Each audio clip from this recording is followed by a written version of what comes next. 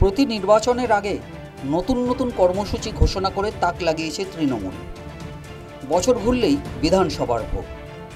এবার ডিজিটালের মাধ্যমে নতুন কর্মসূচি নিয়ে এলেন দলের সর্বভারতীয় সাধারণ সম্পাদক অভিষেক বন্দ্যোপাধ্যায়। বৃহস্পতিবার সোশ্যাল মিডিয়ায় এই সংক্রান্ত একটি কর্মসূচি ঘোষণা করেছেন তিনি। চালু করেছেন আমি বাংলার ডিজিটাল যোদ্ধা নামে একটি পোর্টাল। বিজেপির লাগাতার বাংলা বিরোধী কুৎসার জবাব দিতে তৃণমূল ডিজিটাল যুদ্ধে অবতীর্ণ হচ্ছে বলে এক বার্তায় জানিয়েছেন তিনি। আর যুদ্ধে সামিল হওয়ার জন্য তরুণদের এগিয়ে দিয়েছেন। এক্স হ্যান্ডেলে এ সংক্রান্ত একটি ভিডিও শেয়ার করেছেন Abhishek Bandyopadhyay. I'm launching Ami Banglar Digital Jodha Initiative. Bengal's army and the people's army of the new digital age, who will use their mobile phones and social media as weapons of truth and dignity.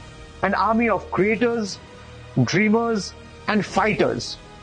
Every young person who believes in Bengal's dignity will help build us this Bahini to nurture and protect the idea of Bengal, to carry Bengal's message to every corner of the country and the world. To every young person who's watching this or listening to me today, this moment belongs to you.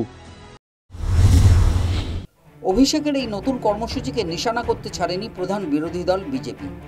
SIR সহ বিভিন্ন ইস্যুতে মানুষকে ভুল বোঝাতে এই কর্মসূচি বলে কটাক্ষ করা হয়েছে।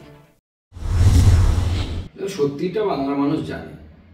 এবার এই ডিজিটাল মাধ্যমে তৃণমূল কংগ্রেসের যারা বাহিনী আছে তারা এখন মানুষকে ভুল বোঝাবে, বিশেষ করে এসআইআর নিয়ে, এবং দেশ বিরোধী কিছু কার্যকলাপ হয়তো করাবে। রেল জানানো, রেলের অফিস ভাঙচুর করা, যেখানে যেখানে হিন্দুরা সংখ্যালঘু, মালদা, মুর্শিদাবাদ এবং বিভিন্ন দক্ষিণ চব্বিশ পরগনা এলাকায়, সেখানে তাদের উপর হামলা করানো, এই সমস্ত কিছু এখন হবে এবং এই ডিজিটাল মাধ্যমে সেটা করা হবে। এবং তৃণমূল কংগ্রেস এটা ব্যবহার করে বহু ঘটনাকে একদম সাজিয়ে বানিয়ে বিভিন্ন ধর্মীয় সমাজের কাছে পৌঁছে দেয়। এবং এর মাধ্যমে এরপরে হয়তো তোলাবাজিও শুরু হবে।